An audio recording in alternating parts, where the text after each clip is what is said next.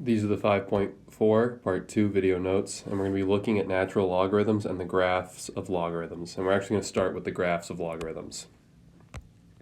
So the graph of a logarithmic function, first thing that we want to remember is the fact that a logarithmic function is the inverse of an exponential function. And we already learned that when we have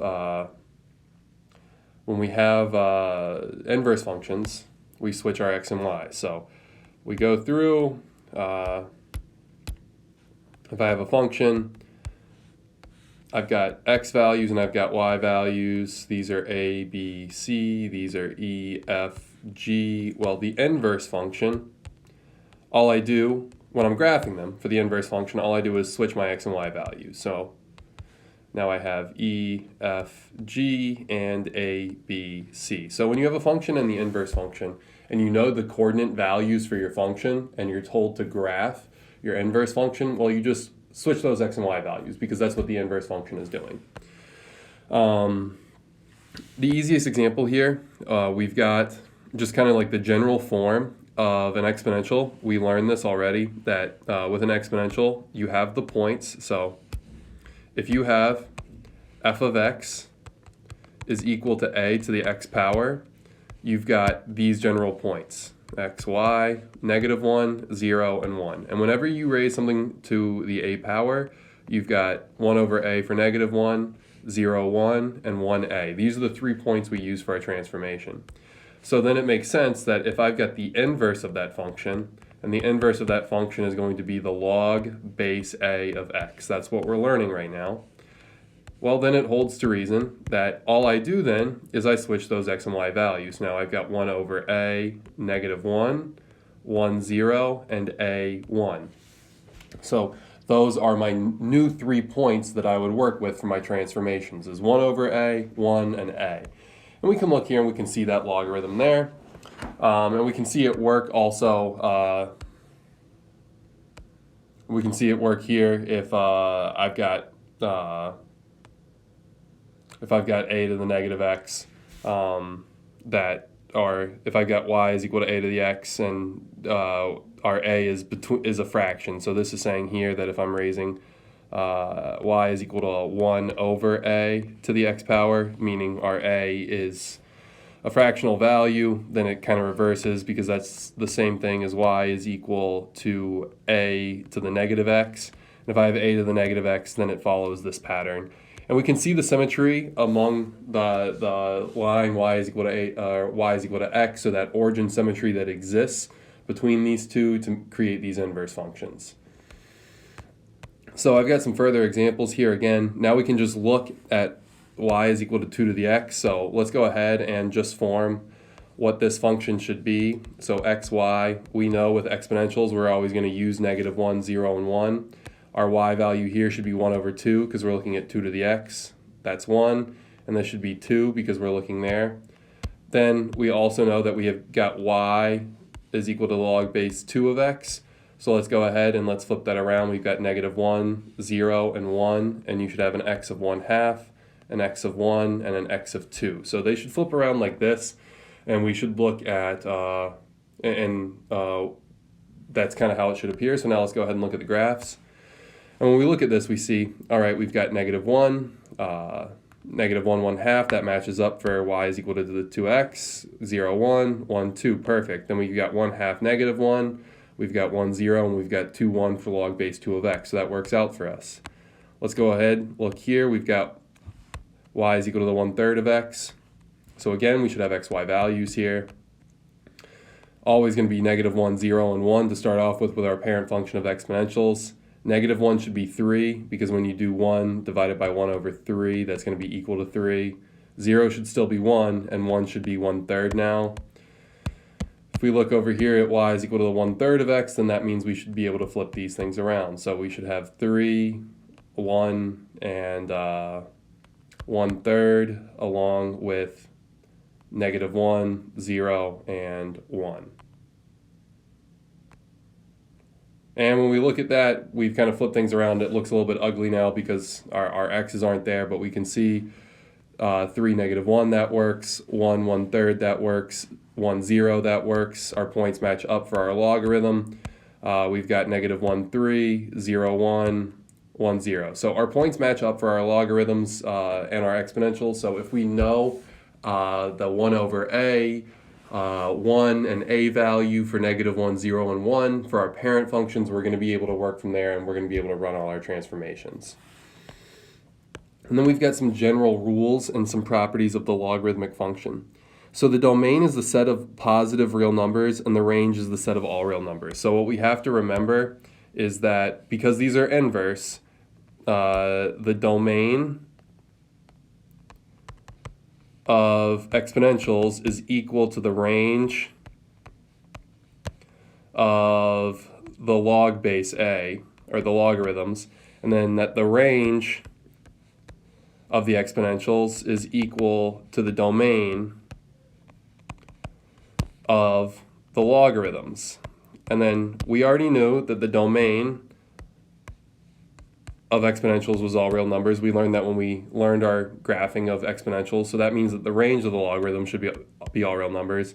Your range of your exponentials, you always had y was greater than or equal to 0. You had that horizontal asymptote that existed at y is equal to 0 and goes along with your vertical shift.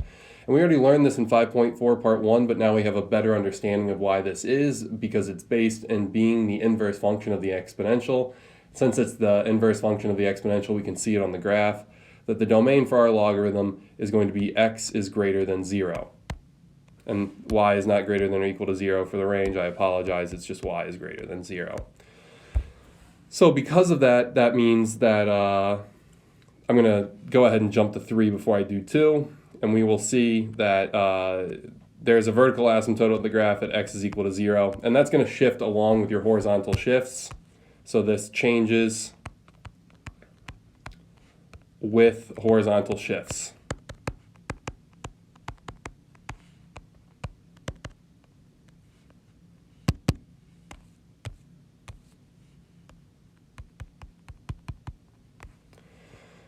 All right, now the x-intercept of the graph is 1. Again, let's think about exponentials. So if I have a to the x, we always had a y-intercept of 1. You always had that point 0, 1. So if you're going to do the log base a of x, when those flip around, you have that xy.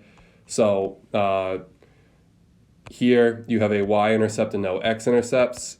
And then with your logarithms, you have an x-intercept but no y-intercept. So it's kind of different. So because in our domain, because we have that vertical asymptote at x is equal to 0, unless you have a horizontal shift, you're not going to have a y-intercept of any form. Once you have a horizontal shift, then yes, you could have a y-intercept, but we're going to start with an x-intercept.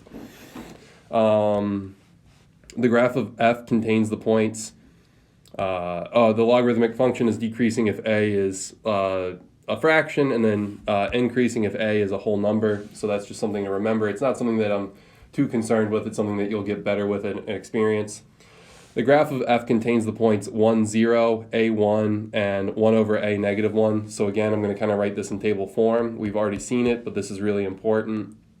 You'll have x of 1 over a. You will have an x of 1, and then you will have an x of a, and this is negative 1, 0, and 1. So those are the 3 points we're always going to work with to start our transformations. If you have these 3 points in mind, your transformations are going to be so much simpler. And then the graph is smooth and continuous with no corners or gasps.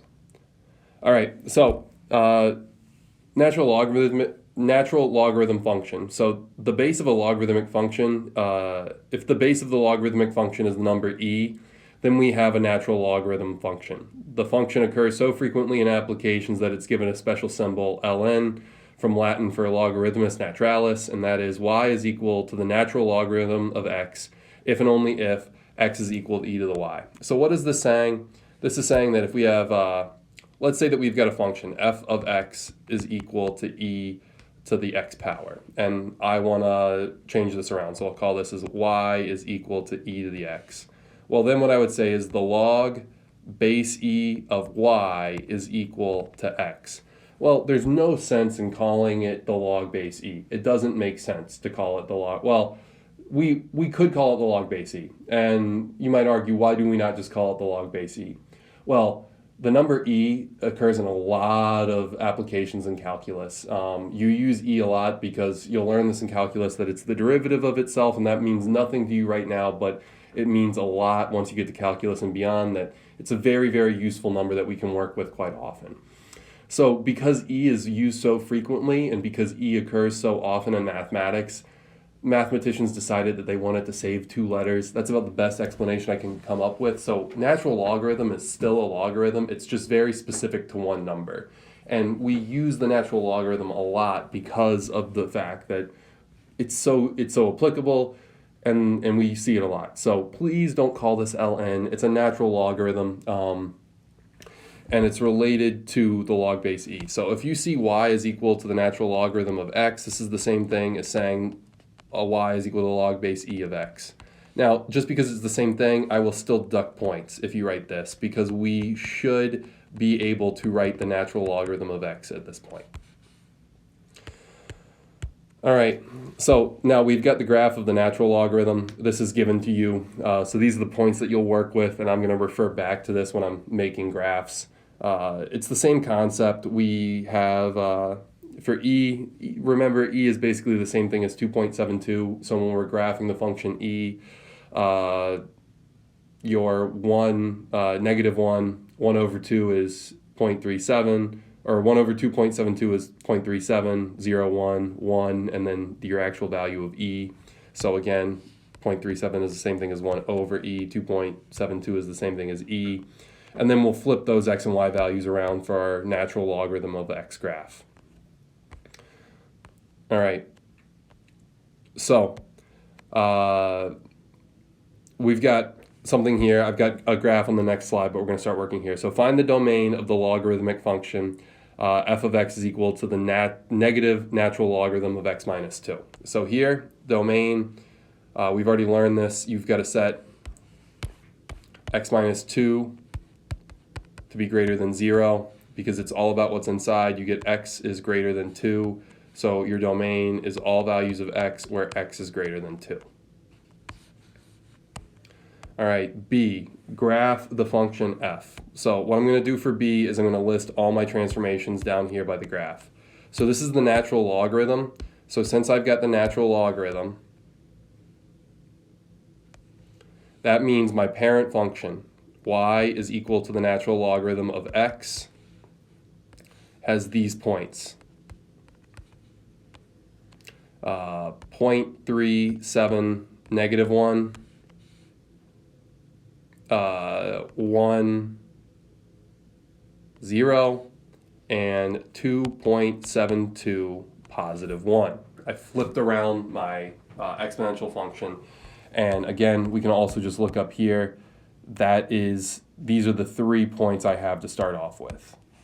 All right, first thing I'm going to do, again, when I do my transformations, I work from what's closest to my x out. So the first thing that's happening is this.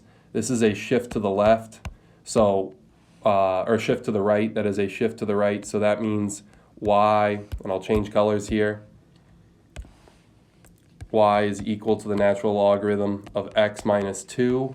That means that I'm adding 2 to all of my x values. So now I've got 2.37, negative 1, 3, 0, and 4.72, positive 1. Now I can do my last transformation. This negative up here on this function means that I multiply all my y values by negative 1. So when I do y is equal to the negative natural log of x minus 2, I'm not doing anything to these new x values I found, so I'm going to keep my x's. It's 2.373 and 4.72. And then I'm going to change the sign of all my y values. I'm still going to have a vertical asymptote at 2.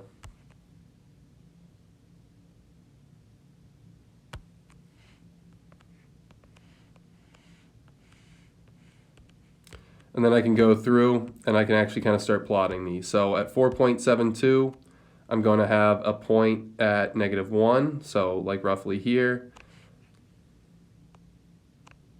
3, 0, and then at 2.37 it'll be approximately 1, and then from there it's going to follow along the vertical asymptote. It will have that asymptotic behavior, and then over here it's going to look like this. So that's how I graph the function, the negative natural logarithm of x minus 2. I'm just applying my transformations with the 3 points that I know exist for a natural logarithmic function.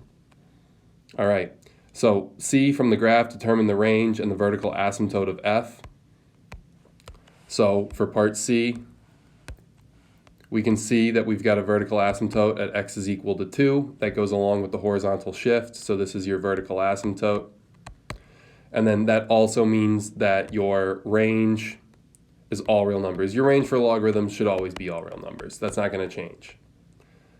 All right, find the inverse of the function of f.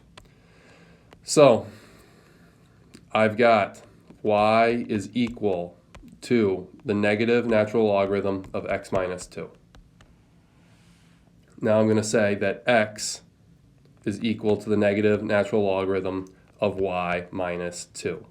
First thing I want to do is get my natural logarithm by itself. So I'm going to call this negative x is equal to the natural logarithm of y minus 2. Now I need to isolate y, but it's stuck as a natural log. Well, here's how I can actually fix that problem. I'm going to write this out as negative x is equal to the log base e of y minus 2. Now I know that I told you if you write log base e for an answer, I'm going to deduct points because this is not how we do it. I'm only doing it this once to show you how this works. Now that I'm here, I'm going to rewrite this logarithm, and I'm actually going to say that this is e to the negative x is equal to y minus 2. Remember, a logarithm is just a rearranged exponential function to give us that inverse. I'm rewriting this logarithm in a way that allows me to look at it and say, okay, since a logarithm is just a rearranged exponential, I'm going to rearrange it back to an exponential and get to its inverse function. Now that I'm here, I can say that y is equal to e to the negative x plus 2, and then I can say that the inverse is e to the negative x plus 2. And then again, if I wanted to use for part E, use the inverse to find the range of f. Well, for E, f negative 1 of x is equal to e to the negative x plus 2, which means that its domain is all real numbers. We just know that because it's an exponential. So f of x has a range of all real numbers. We're just confirming that it does in fact have a range of all real numbers. And then finally graph the inverse. Well, let's go ahead. Let's start off with the fact that based on the fact that this is my function, we should know that the inverse function should have the following graph. We should be looking at 1, 2.37, 0, 3, and negative 1, 4.72. So let's go ahead and actually see if we can apply the transformations on f and actually get to that same point. So for f, I'm going to start off with my parent function y is equal to e to the x. So that's xy. So I've got 0.37, or I've got negative 1, 0.37, I've got 0, 1, and I've got 1, 2.72. First thing that I'm going to do is make that y is equal to e to the negative x because I work with what's closest to my x and then move on from there. So that means my x and y, that means my y values will shift with their x counterparts. So it looks like this, negative 1, 2.72, 0, 1, and then 1, 2.72. And then I finally have that vertical shift. So let's go ahead and look at what that vertical shift looks like. I'm actually going to do this in pink. And with that vertical shift, I add I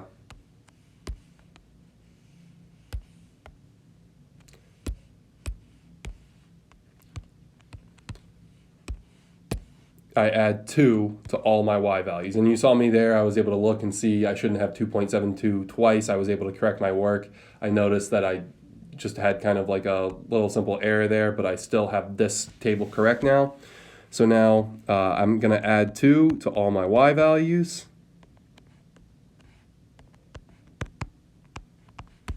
And when you look at that, oh, they match up. My x and y values are the same. I wrote it a little bit differently with my x and y's, but we can see that -1 goes to 4.72, 0 goes to 3, and 1 goes to 2.37. So I've got those working out for me. Everything worked out the way it was supposed to work. It gets a little bit topsy-turvy. It's upside down, but it still matches up. So now that I'm here, I can go through. I can say, all right, at -1, I've got this point 4.72. I've got a point 0.03, and then I've got a point 2.37, and then my graph will look like this.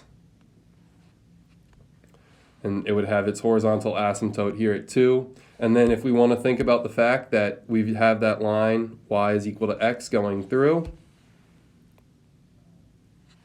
it would have that symmetry. So it would have that symmetry to that line y is equal to x. I don't need that there, but I can see that that symmetry exists. I've got a lot of confirmation here. I've done my inverse function correctly, and I'm pretty satisfied with how these are graphed. All right, I've got another example on how to graph this, just one more. So this one's a little bit different in the fact that, okay, if you ever see just log written and no number, what this means is that we're going to assume that this is log base 10. So I'm going to write this out as 3 times the log base of 10 times x minus 1. All right, so first thing that we want is the domain. We're going to set x minus 1 to be greater than 0. We're going to get x is greater than 1. It's just the inside of that logarithm, so it's all values of x where x is greater than 1. All right, we're going to graph f. So again, we just have a logarithm here. We don't have a base written, so we're going to have to make the assumption that this is log base 10. So because of that, again, we want to think about the fact that we've got our xy value for all parent functions of 1 over a, -1, 1, 0, and a, 1. So for our case, our parent function, if I just had y is equal to the log of x, because this is log base 10, that means I would be looking at 1/10, -1, 1, 0, and 10, 1. And obviously I'm not going to be able to fit this on the graph perfectly. And I'm going to go ahead and move this to give me some space to actually graph this.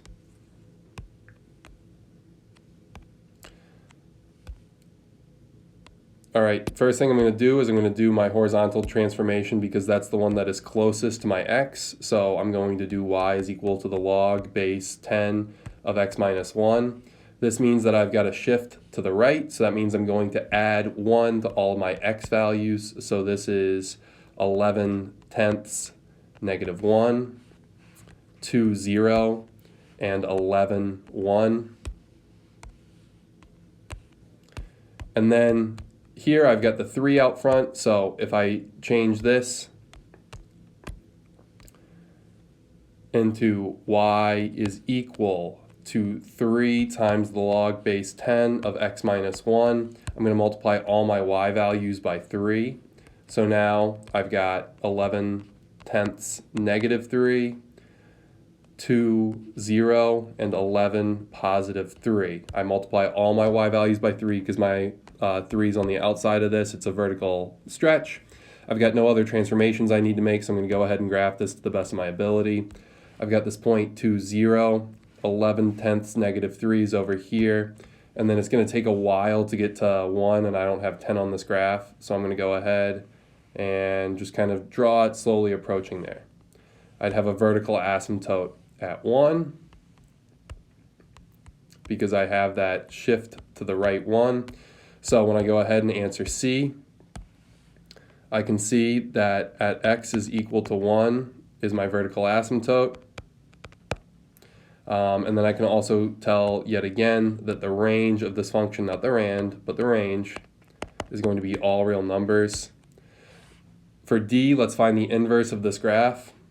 So first thing I'm going to do is write this out as y is equal to 3 times the log base 10 of x minus 1.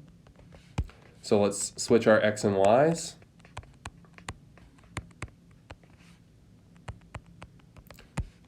Do x divided by 3 is equal to the log base 10 of y minus 1. I now have that log base 10 by itself, so I can raise 10 to the x over 3 is equal to y minus 1. And then I can do y is equal to 10 to the x over 3 minus 1. So then that means that the inverse function here is equal to 10 to the x over 3 minus 1. For part E is going to have pretty much the exact same wording. So domain of the inverse function is all real numbers. So the range of the function is also going to be all real numbers. It's just confirming what we've already graphed. It's confirming the information we've already given.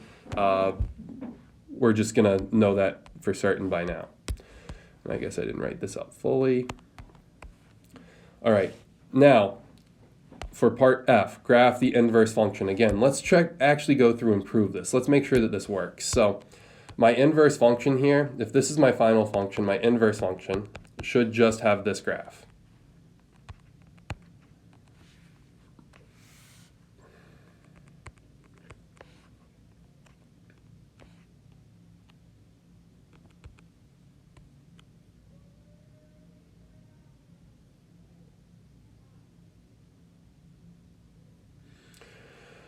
All right, so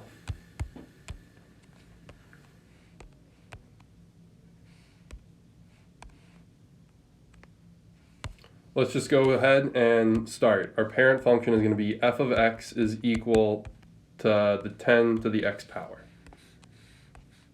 So this is xy.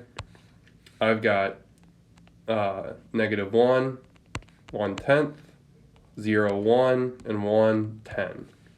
All right, first thing that we're going to do is f of x is equal to 10 to the x over 3. So what this means is that your y values would remain the same if we divide our x values by 3. So this would be negative 1/3, still 0, and this would be 1/3, 10. So that changes things a little bit. The other way to think about this is if we multiplied all of our x values by 3, then our y values would also have to be multiplied by 3 as well.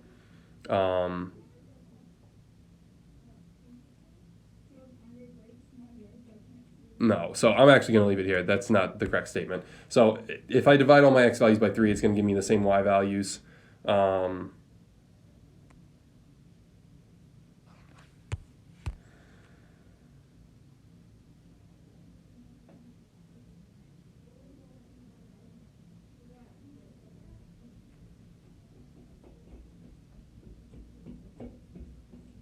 And it's not if I divide all my x values by 3, it's if I multiply all my x values by 3. Sorry. So finally, correct transformation. So since I have x over 3, this would mean that if I multiplied all my x values by 3, it would give me the same y value. So let's think about that. So negative 3, 0, 3. If I plug negative 3 into this x, I do negative 3 divided by 3, that's 10 to the negative 1. 10 to the negative 1 is 1/10. If I plug 0 in, that's 10 to the 0, that's still 1. If I plug 3 into this x, that's 10 to the 3 over 3. 3 divided by 3 is 1. So that's to the 10th power. So I apologize for kind of confusing you there and going through all that. But if I'm dividing my x by 3, that means if I multiply all the x values in my chart by 3, it will give me the same y value. Now finally, I'll do that last part of my shift here. I've got f of x is equal,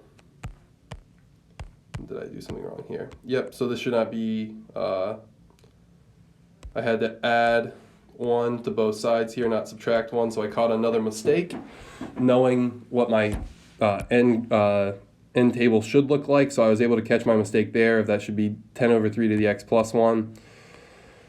So that means when I'm looking at this final function of 10 to the x over 3 plus 1, I'm going to get a table where now I've got -3, 0, and 3, and I'm going to add 1 to all of my values.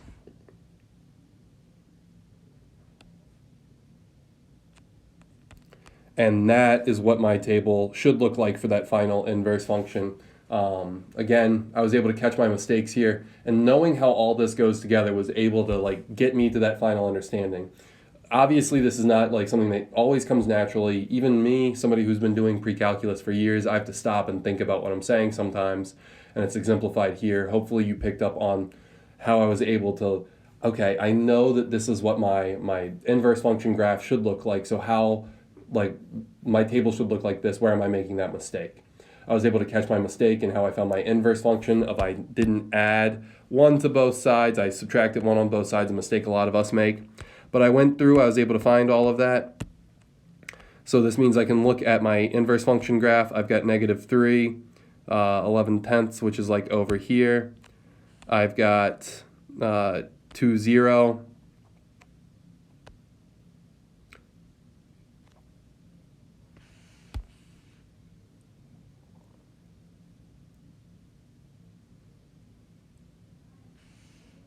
Or sorry, -3, 11/10, 0, 2, and 3, 11, which I can't really graph, so I'll just kind of start making it go up like this. And then yet again, we're going to be able to see that y is equal to x symmetry, that origin symmetry that exists among these, that if I flipped it over that line, that they would lie on top of each other. So now I do have my graph. I was able to go through, use those x and y points to get to the end there. All right, you guys have a homework assignment tonight. If you have any questions or concerns, reach out as soon as you can, and have a great night.